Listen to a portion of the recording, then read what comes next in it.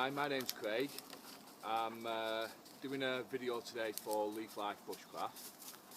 Today what I wanted to do was do a quick video on the identification of trees.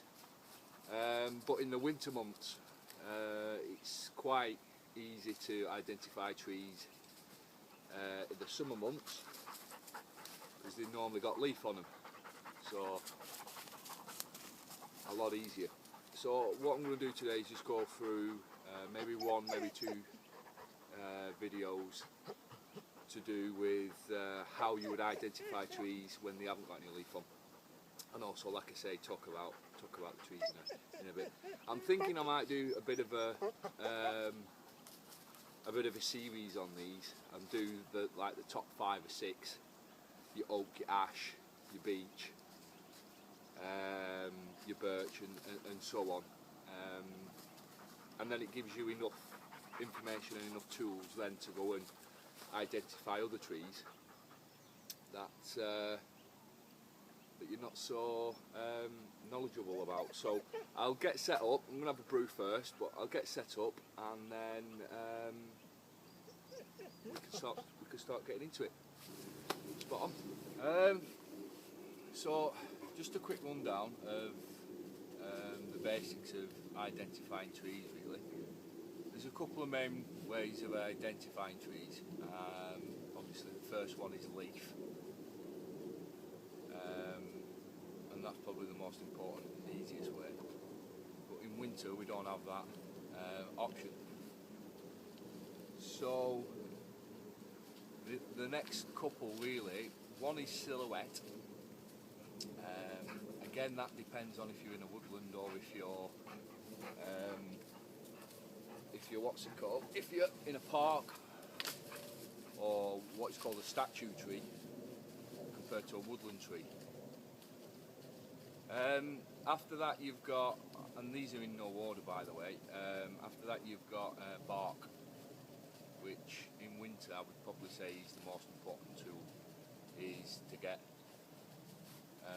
a knowledge on bark. And probably the best way to do that is in summer, when the tree has got leaf, identify it by the leaf and then study the bark later on for winter time. But I'll just show you a few different species of tree, or depending on how much I whittle on, maybe just the one today. But we'll start with the oak, which is Quercus Robur, which is the common English oak. There are one or two different names for it. Obviously in America they don't call it the English oak. So, but Quercus Robur is a global term. So I'll obviously go and find a tree, nice oak tree, and we'll have a look. Maybe have a look at the bud, depending on whether I find one in the woodland and the buds are 60 foot up, or I can find one on the edge of the woodland. So yeah, I'll go and find one of them, and we'll start talking about the oak tree. So Quercus Robur oak tree. Now the silhouette of an oak is probably the easiest one to get from a distance. So what we want to have a look at today really is, or want to show you, is the just really bark identification of the main species that you find. So this is an oak. They can be a bit paler than this, on the grey side.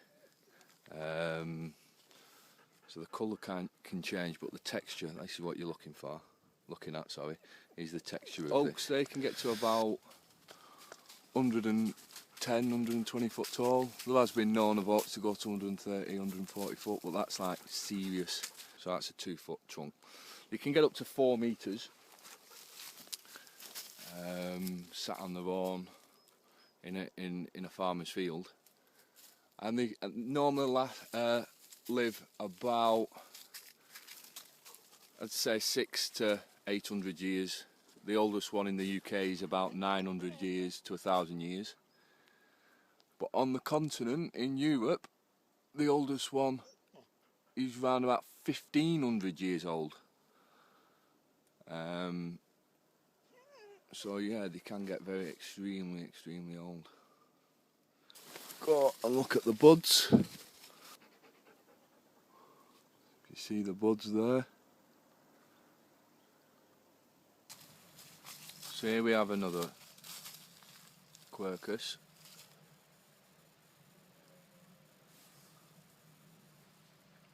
And you can see, maybe you can actually see a little bit better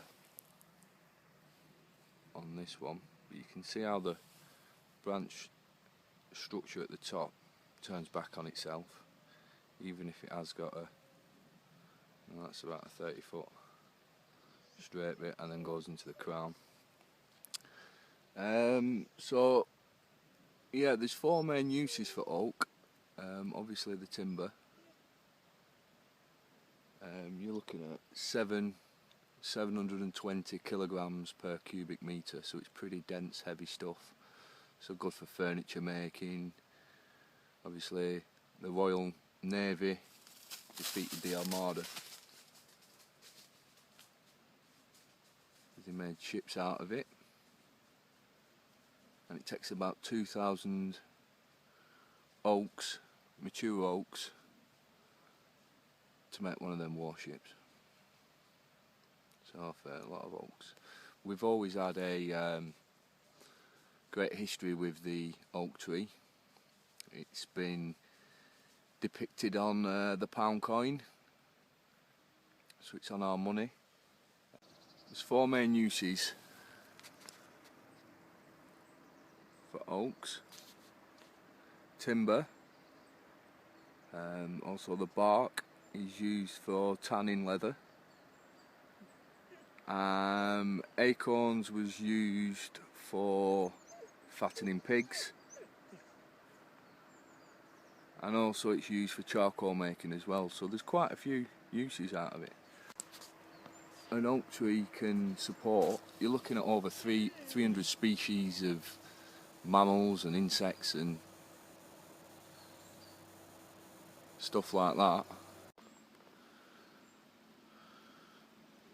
So in folklore, the Quercus, the oak tree, was sacred to quite a number of different people. The Norse, the Celts, the ancient Greeks, and it was also associated with the gods of thunder, because oak trees are often hit and split by lightning, but carry on growing. And this is how an oak tree can actually get to the age they do. Don't know if you can see that, there's a branch just here that's split off, and the tree's quite happily just growing around it. But this just leads me back onto before, where we were saying how many species there are in that, you know, can live inside and happily feast away on an oak tree while it continues to grow for 600-700 years. The tree's also sacred, a sacred wood to burn by the Druids, and they did this on in midsummer sacrifice. And in fact, the modern day word for Druid means oak man. So it goes way back in our history. Now for us bushcrafters, this wood is also good. It's a good burner. It's good for campfires, slow burn, lots of heat. So yeah, if you get some dead, just like the dog's munching on now, then yeah, it's how the tree grows basically is as it gets to about 80 years to 120 years, for the first part of that, so for the first part of the 120 years, it's rapid growth, and then after 120 years, 130 years, it starts to slow down a little bit. So like I said, They do rapid growth for the first 120 years, then slow down a bit. And then after about 250, 350 years, they slow down quite a lot. And they die back a bit. This is where you can see what is called a stag head in old oak woodland, where the tops are just dying back, and this actually prolongs the life. This is why they can last up to 800 years, 1,000 years in some cases.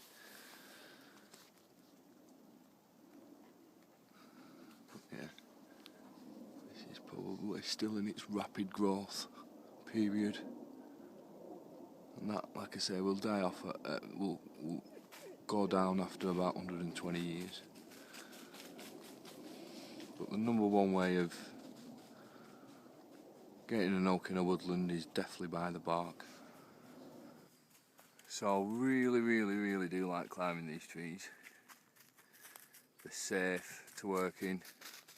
The way they're structured at the top means, you know, you've got good anchor points, and then you can get to all the parts of the tree. They are a nice tree. Definitely my favourite. This is obviously a fallen branch wedged in that tree. As you can see, it's dead, but it's still absolutely solid. The reason for that is that the heartwood gets a chemical added to it. Well, the sapwood gets a chemical added to it when it gets to a certain age, a chemical called lignin, and it basically concretes, fills the sap cell, which was hollow like a jam jar, you could say, with its variant of concrete. So it makes it extremely, I mean, all trees do this, but oaks, the lignin they've got, it's well, they're just solid. One of the reasons why they built ships out of them, because even in damp conditions, that lignin is not getting broken down. I mean, that is solid. So yeah, that's the oak tree anyway. What I'm going to try and do is get out into the woods a little bit more over the next couple of weeks. I've been tagged to do a bushcraft breakfast. Thanks, Albert. So I'm going to try and get that done this week, and also maybe do another winter ident, maybe a beech or a sycamore or something like that. So nice one for watching anyway, and I'll try and get some more vids out. Sound.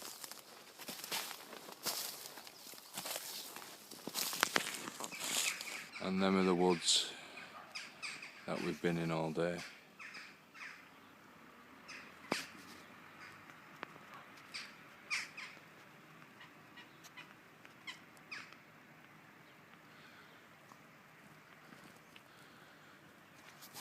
As you can see there, they've just started, well, they've cleared it, still underneath there. Okie doke, see you later.